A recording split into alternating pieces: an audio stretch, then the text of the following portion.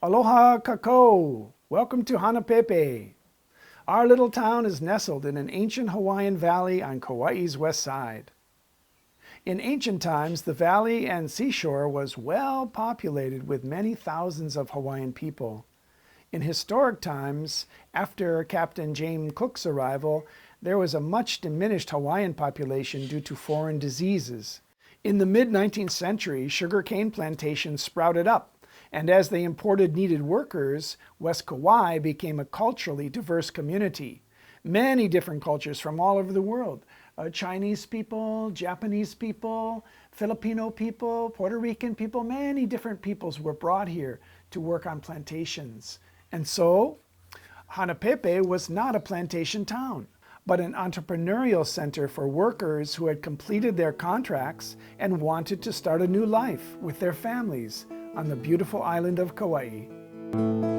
You should hear the stories and things that they tell, of the hearts that are broken at the Hanapepe Hotel.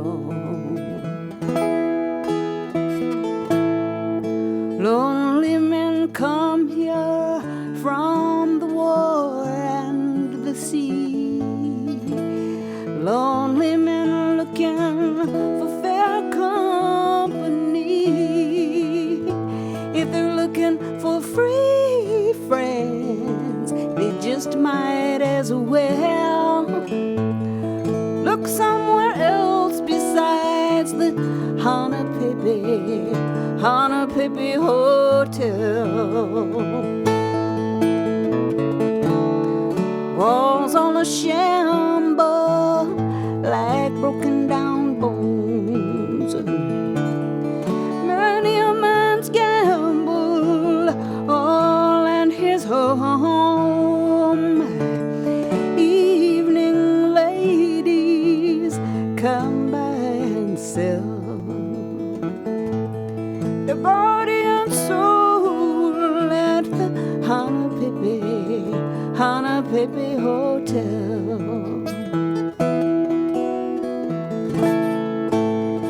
Lady, you better stand by your man. Be no stranger to his bed and his hand. If you don't hate me, you never can tell. Your man might be trucking on down to the Hanapepe Hotel.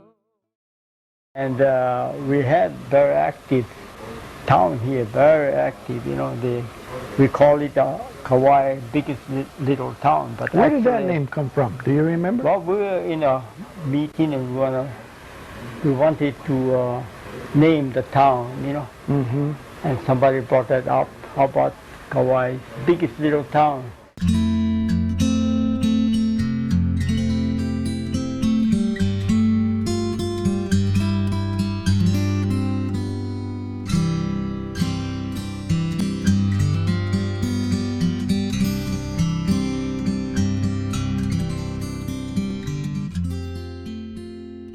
Aloha everyone, I'm Mark Jeffers, and this is the Storybook Theatre of Hawaii, and we are standing in Sparky's garden.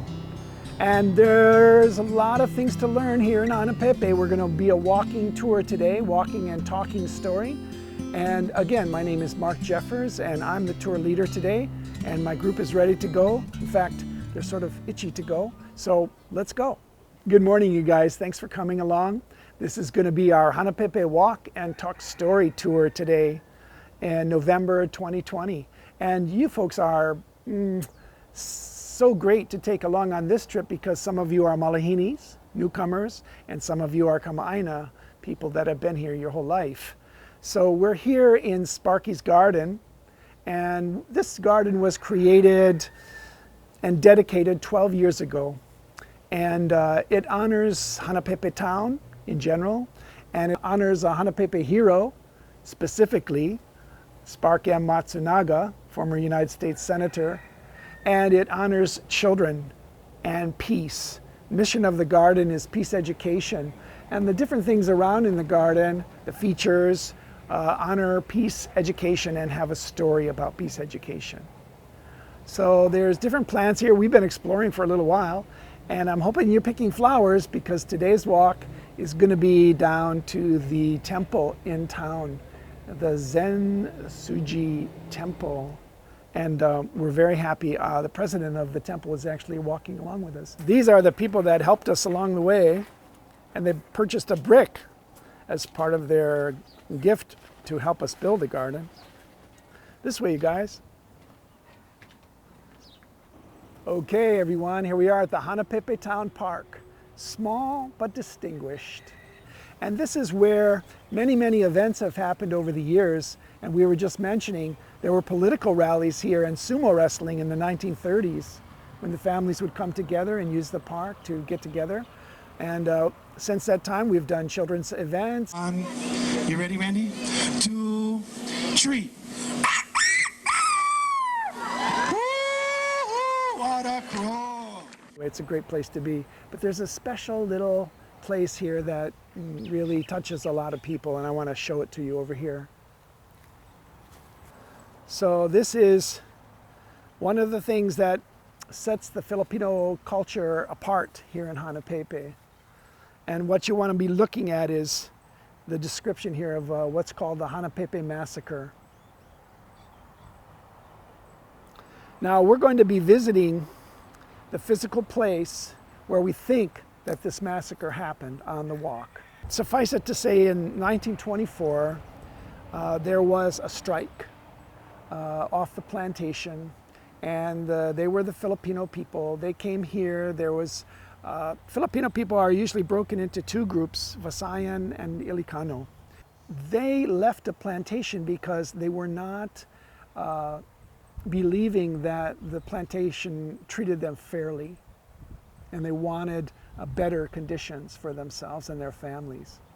So they left the plantation, and that's when the trouble began. And this describes how there was a confrontation, and the people in the confrontation were creating violence against each other and killing each other. And so we're going to find out a little bit more about this story. But an interesting fact that we found out from 1924, when the massacre happened, there were 16 Filipino boys that were killed, and they were put in a mass grave, which is very inhumane. And since that time, only about 8 months ago, we actually found the mass grave where these bodies were. And it's in the memorial cemetery here, but no one really had located the exact place, and we found it with the X-ray that goes into the earth. So in 1924, there was a strike, there was a fight, and then the story has just stewed since that time.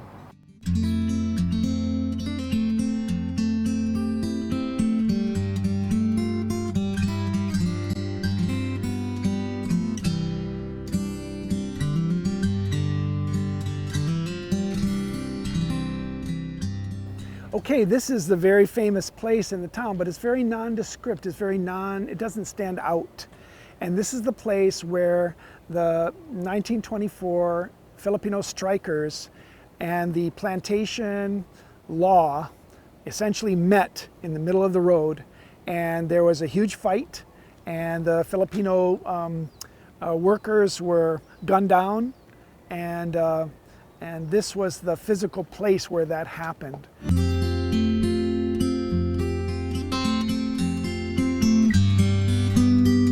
I always ask the flower for permission, of course. May I take you? And the flowers never say no.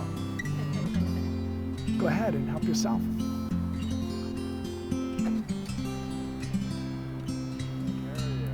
Frangipangi.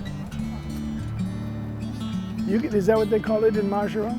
There's a lot of people that have little bits and pieces of the story of Hanapepe. And boy, if you don't really take that job seriously of collecting those, you're in trouble if you want to do a walking tour. Yeah. This is such a great bridge to walk across because you can see all the way to the ocean, and you can see up Mauka When the clouds aren't there, you can see the summit at Kauai and Waialeale. But the water here is brackish, so this is essentially fresh water and ocean water mixed. And it's mixed maybe another half mile up the river until the river crossing, and then that's where the fresh water begins at that place. The main highway, they were flooded too. Oh, is that right? It's flooded all the way over? Pharmacy. Wow. And the next door and so on. Wow, this river Didn't must go in, really out. get pumping. But the ground, just like a pond. This Hanapepe River was destroying different businesses. Like I think Kawakami store, they got flooded and they were in bad shape for a while. I did not have my store then when I started thinking about the flood control. You know, that there was flood in this town. This town would flood? 18 inches high and Pretty often, once a year? oh, at least twice a year, sometimes Wow. 3 times a year. Wow. See, so I figured maybe we should go for a flood control project. So I took over that as chairman, and you know, this is one of the projects there. Huh? Right. You see, that's a flood control project. So, Right. Now this is the wall that we see now along the edge of the river yeah. that controls the flooding of Hanapepe Yeah. River. This particular spot is very special to me because it's the first time I encountered what I would call the ghosts of this place. And it's a ghost story. And usually when I tell ghost stories, I'd be very, very careful to tell something that's true, because I don't try to scare anybody or misrepresent somebody who's not here, right? So my friend Michael Barreto loaned me his kayak, and I'm kayaking up the river, and I'm coming up to this bridge, which was built in 1911, which predates me and just about everybody I know. And I'm going through the middle, and I hear this sound of people talking. And I slow down, and I'm there in the middle of the river, and I'm thinking, this is not a normal sound. And I heard voices, and I stayed there for a bit, and I didn't move. And then I said, okay, I'm going to check this when I come back. So I kept paddling out, and of course the sound went away. Now I went up and I turned around at the swinging bridge, the old swinging bridge, and I decided to come back down this way and test whether or not this was still here. And I just stopped paddling, and of course this is downriver, so I'm gently going, gently coming down through here, and sure enough, the voices started up again when I came underneath the bridge. And I'm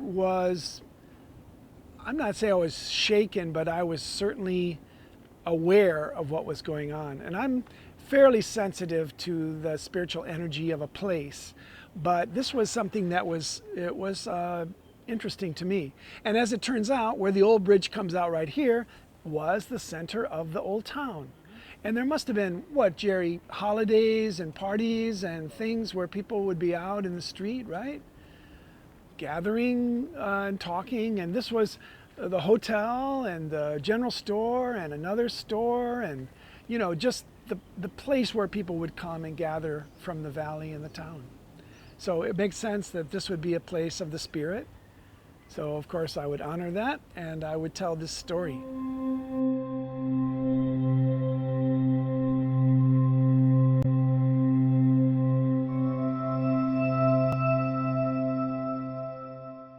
Hello, welcome, aloha. This is the Kauai Soto Zen Temple. We're on the temple grounds, and this particular temple has several interesting sort of landmark sites. And this temple is actually the first, one of two, the first Zen temples to be established in Hawaii and the Americas. And it was in 1903, so this was one of the first original temples in the US, Hawaii and the Americas. So this particular statue sitting next to the Bodhi tree was built in 1991, so it's fairly recent in that stage. There was a marble company in Japan decided to build this statue and was looking for a home. So the idea was, where does this statue go? And it was basically one that they wanted to promote as a statue representing or about world peace. They're thinking about peace in this world. And then the minister who was here at that time felt Kauai would be the perfect setting and home for this statue because of the beauty of this island, its tranquility, its peacefulness. Some people say there was no bloodshed, but that's not quite true. But it is very peaceful and a nice place where people do come and feel that, their spirit. So it's called the World Kanon Statue. And this symbol is widely known in Buddhism. She is the goddess of mercy and compassion. And she's usually in long flowing robes. You'll see her, she may be standing or sitting, but always in her left hand is that lotus flower. Yeah, and that's also a symbol of Buddhism, yeah? The beautiful lotus flower in the pond where you have the muddy waters, that's fed by those muddy waters, representing the world that we live in. And then you can blossom into this nice, beautiful place that we all would like to be or go to.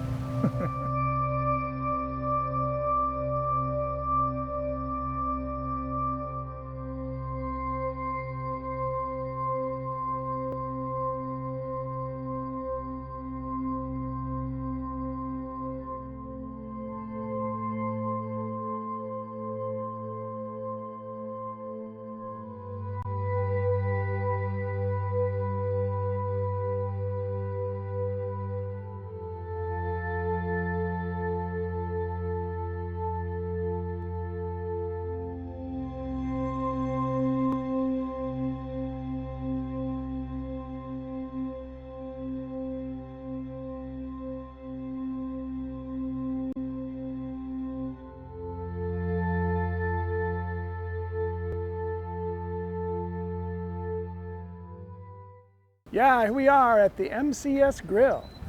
Yes. Everyone, I want you to meet Chimes Lau Mea. Lau Ama, I'm so sorry. She is the owner and proprietor of MCS Grill, a great place to eat. How would you describe your menu? Local style comfort food.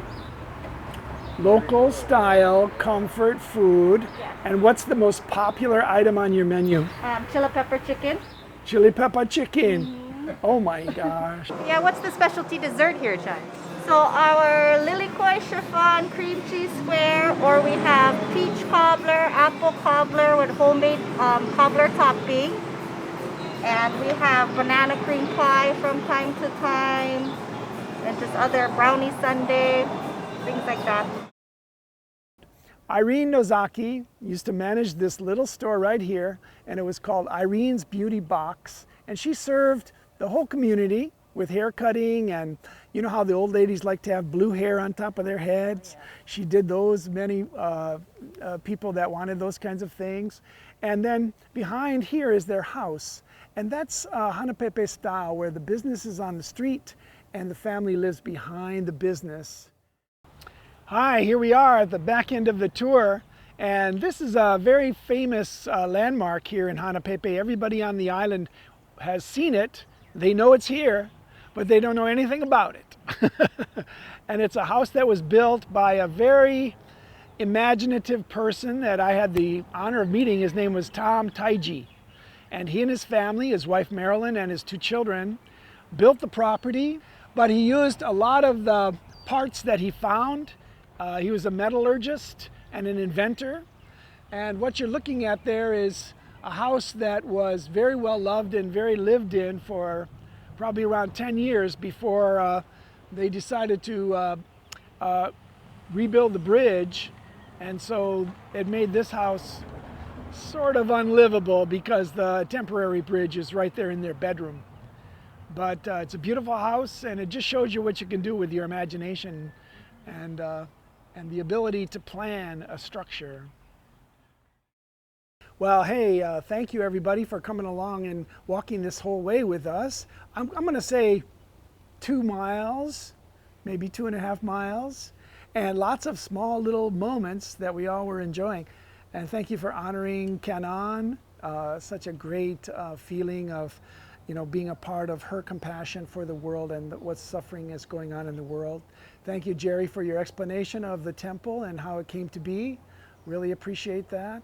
And I wanted to ask you guys, do you have any questions or comments about the tour or where we're at in the world? Is this an interesting place, do you think, for people to enjoy, or is it just sort of mundane and everyday? No, it's absolutely very interesting, and you did a phenomenal job sharing with us the history of Hanapepe and many stories, that surround this very cute little town. Cute little town. We got a cute little town rating. That's great. Thank you, Ashley. It does seem so ordinary for most people, but you made the ordinary extraordinary. Yeah. Oh, well, there it is. Thank you. I thought The Zen thing. yeah, I love Irene's Vanity Beauty Box. There's just something about that just blows my mind away, right?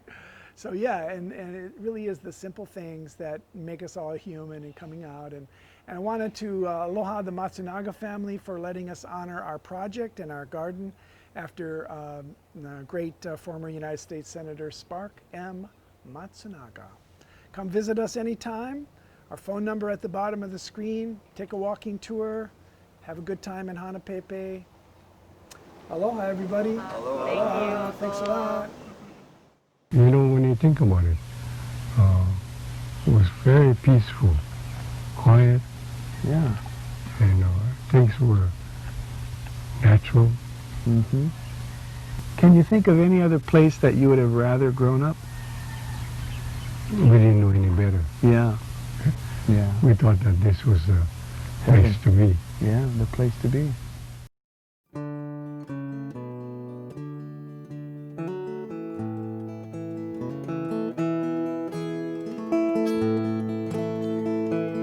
When nothing much goes on down here in the day, well, they only get business at night, so they say. You should hear the stories and things that they tell of the hearts that are broken at the Hanapepe Hotel. Lonely men come here from the war and the sea. Lonely men looking for fair company. If they're looking for free friends, they just might as well. Hanapepe is a great historic town. I lead a walking tour every Tuesdays and Thursdays.